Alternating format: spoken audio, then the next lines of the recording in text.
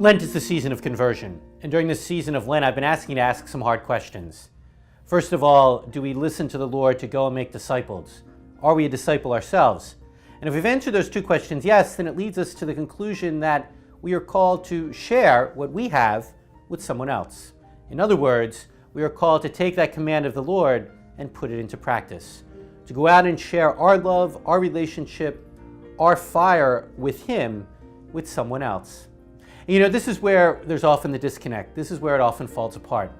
Because sometimes, especially during the season of Lent, we focus so much inwardly on fixing ourselves that we forget that it needs to be both.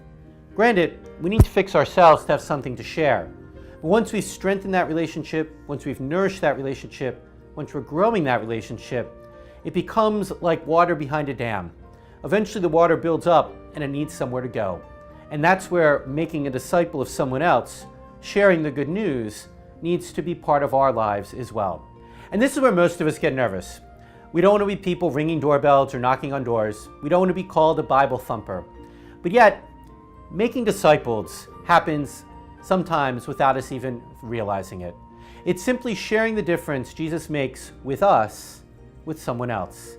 And that's not preaching to people. That's not trying to convert them.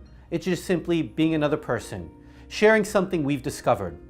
I've often said before, if we find a great new restaurant, we're anxious to share it with someone else. If we find a great deal or a great sale on the internet, we share that with our family and friends. Why would we not share what makes our lives different, what makes them most important, our relationship and the love of the Lord our God? Maybe during this season of Lent, we're called to look at making disciples in a different light. Not beating people over the head, not wearing them down, not being a pain, but simply sharing something we've discovered for ourselves and that's made a difference and that could make a difference in the life of someone else. Those are some of the hard questions I think Lent and being a Christian asks of us all.